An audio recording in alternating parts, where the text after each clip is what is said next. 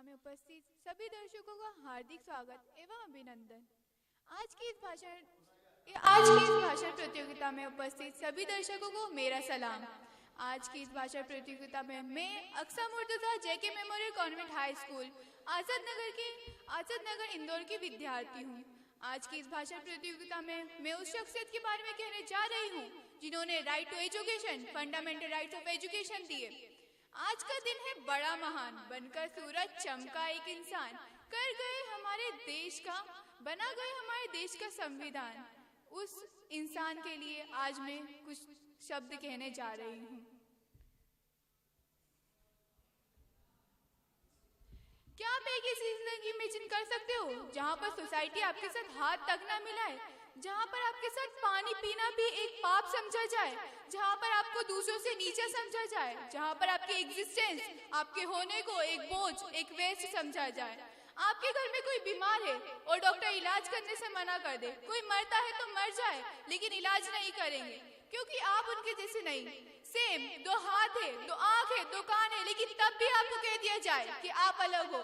कुछ ऐसा ही सोचा हो सकता है उस 7 साल के अम्बेडकर साहब ने, जब स्कूल में उन्हें एक अलग ट्रीटमेंट मिलने लगा।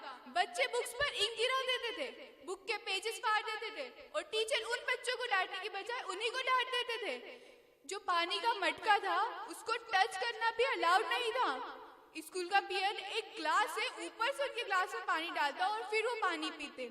ऐसे हालात में कोई भी बच्चा कहेगा कि मुझे नहीं जाना स्कूल, मैंने नहीं करनी पढ़ाई।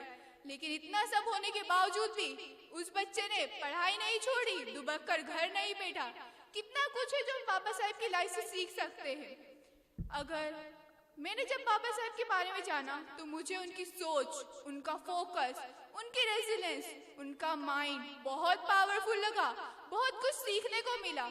कोई बल को अपना हथियार बनाता है तो कोई शांति को, लेकिन बाबा साहेब ने अपने एजुकेशन को अपना हथियार बनाया, अपना टूल बनाया, अपना मीडियम ऑफ स्पीच बनाया। वो एजुकेशन के सहारे ऐसा लड़े कि जब भी इंडियन कॉन्स्टिट्यूशन की बात होती है, जब भी एजुकेशन की बात होती है तो सबसे पहले उनका नाम आता है।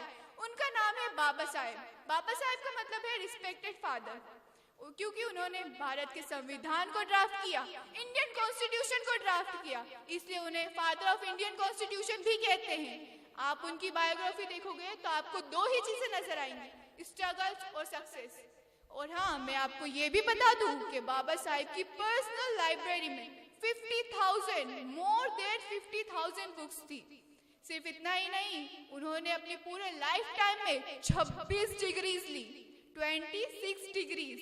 उन्होंने इकोनॉमिक्स में ही 29 कोर्सेज किए, सोशियोलॉजी में 6, फिलोसफी में 5, एंथ्रोपोलॉजी में 4, पॉलिटिक्स में 3 और एक जर्मन और फ्रेंच एलिमेंट्री लैंग्वेजेस में। हमारे यहाँ पूरे एरिया में इतनी डिग्रीज नहीं होती जितनी उन्होंने अकेले की थी।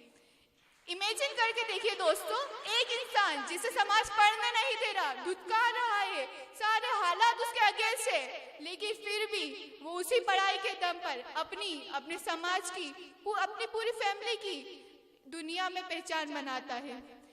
सिर्फ इतना ही नहीं, बाबा साहेब ने रिलीजन्स को लेकर भी लोगों को इनलाइटन किया।